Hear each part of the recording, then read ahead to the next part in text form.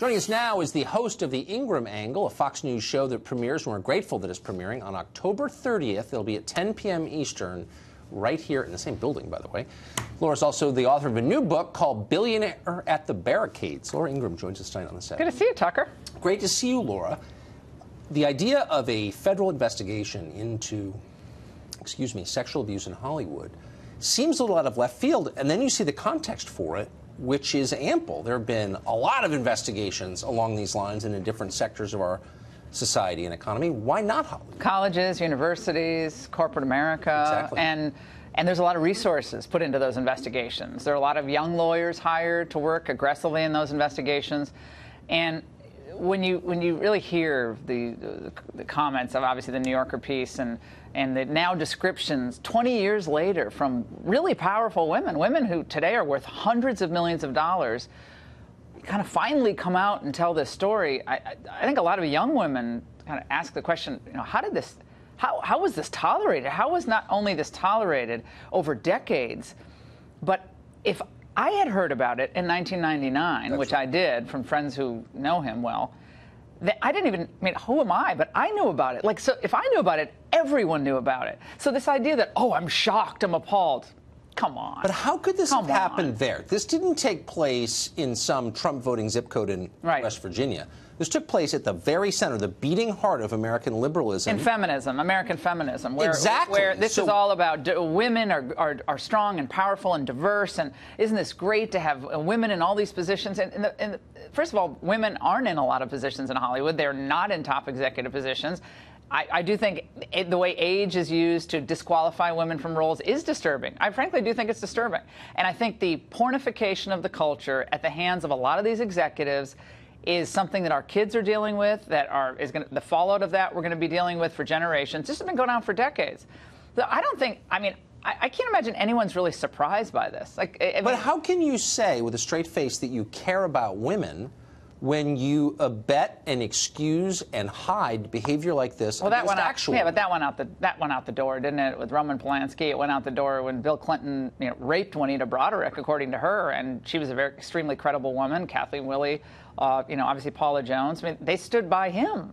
He was in the Oval Office with a 22-year-old girl. But then why do they still wield moral authority when? Well, they don't. Trump's called them out. He's called them to the carpet on this stuff. And But they intimidate the hell out of corporate America. Well, they do, and they throw it back on Trump because of the Billy Bush tape and all that.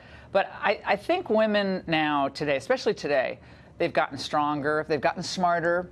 I hope after all of this, when we say, well, let's have a conversation, let's have a real honest conversation about how all of this goes down and how when you have power and you have money and you have an Oscar dangling in the background, you can get away with a lot. Yeah, and when you're giving money to the politicians. And frankly, there are men and women who knew this was going on for a long time. What I find confusing, though, is here you have Michelle Obama on tape describing Harvey Weinstein as a wonderful person. Now, even if you didn't know, I worked for Harvey Weinstein briefly. Not a wonderful person. That was really obvious. She sends her daughter to intern for him, and then for 5 days, the Obamas say nothing. How can that be? Well, can you imagine if the shoe were on the other foot? They would be dragging Republicans through the mud every day. Where is your moral conscience? How about Jimmy Kimmel? Jimmy Kimmel has the self-anointed moral conscience of America. Trashing Trump after the Charlottesville, Obamacare, whatever it was. On every issue now, he's the pundit of the day. It took him a little time to come along to commenting on this as well. So, look, if you're going to be holding yourself out as this moral arbiter, okay, then I think everyone's flawed. I think there are a lot of hands that are unclean. To use a bad analogy, but that's not something topic. You hear from the Oscar podium. Yeah. You've written a book called Billionaire at the Barricades, which I think is really smart. And it puts the last election into a context, a continuum in American politics. How do you describe it? It's a conservative populism that obviously Ronald Reagan really tapped into in 1976. Even Richard Nixon, when he talked about the silent majority, a return to law and order, he was very concerned about big media, big business. The bigness of corporations, political structures, bureaucracies, when those grow, individual freedom retreats. and we all become less free and less independent. So Donald Trump tapped into that long strain of conservative populism, which in the modern day was really invigorated by Reagan. And we really have not had a national victory since 2004, before Trump came along. George Bush went off the rails in 2006 with Harriet Miers and immigration amnesty, and Ted Kennedy, working with Ted Kennedy on the the Medicare Part D. So he went way beyond where I think people thought he was originally going to go, which was kind of a more pragmatic, a slightly populist conservatism. But Trump saw that opening and he just took it, and that was really smart. Then if this is part of a long-standing tradition, and I think you make a really compelling case that it is, why was everyone in Washington so confused by this? Well, they were stunned. Like, well, this guy won because of the Russians or Comey or Hillary's a bad candidate. What they didn't understand is that he won actually because of the issues. He was a little brash, and sometimes he's kind of a wrecking ball, but the people were so sick of being kicked to the curb on issues of trade, deindustrialization in the Midwest, open borders, constant military intervention at the hands of Republican presidents, that they're like, look, he's our bully. We need someone to bully the bullies. And Trump came along and said, look, it's going to be America first in trade and foreign policy and deregulation. I'm going to put your interests first.